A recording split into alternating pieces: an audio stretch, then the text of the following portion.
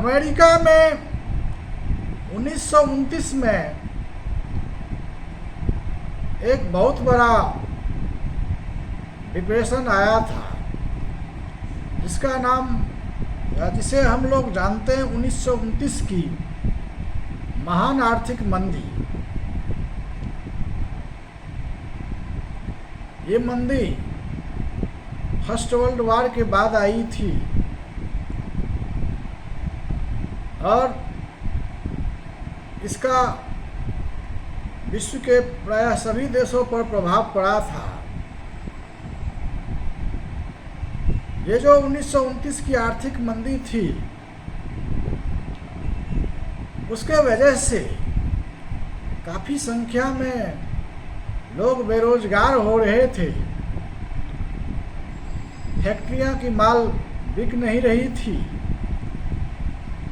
फैक्ट्रियां बंद हो रही थी। इसके वजह से स्टॉक में माल पड़े हुए थे, बिक नहीं रहे थे। सामानें सस्ती हो रही थी, मैन्युफैक्चर्ड गुड्स जो लागत कॉस्ट थी उससे भी कम पर बिक रही थी। इसके वजह से महान आर्थिक मंदी आया था। खास करके जो अमेरिकन गुड्स थी, जिनका प्रोडक्शन लार्ज स्केल पे होता था विश्व युद्ध के दौरान,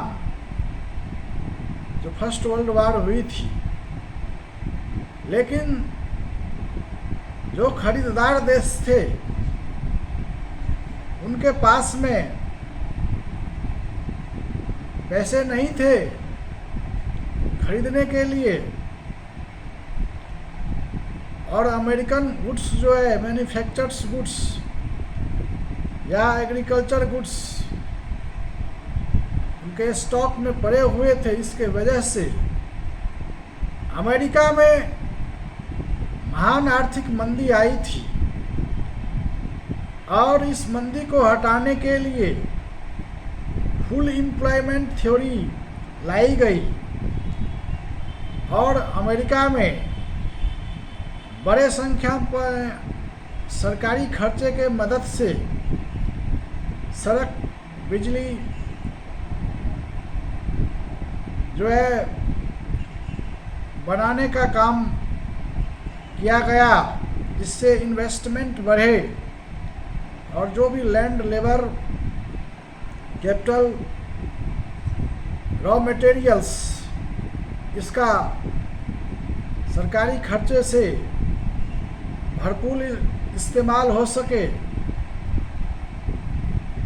और 1933 में रूजवेल्ट ने, वहाँ का जो प्रेसिडेंट थे, उन्होंने इस आर्थिक मंदी को हटाने के लिए जो है सरकारी एक्सपेंडिचर को बढ़ा दिया। इस थ्योरी को जो प्रतिपादित करने वाले थे वो प्रोफेसर केन्स थे।